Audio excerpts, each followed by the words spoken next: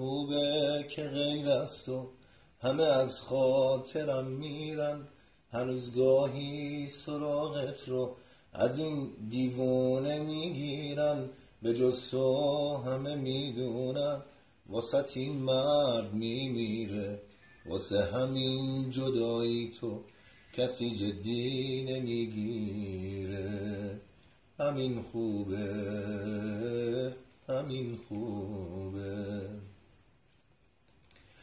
همین خوبه که با این که چشاتو روی من بستی، تو چند تا خاطره با من هنوزم مشترک هستی.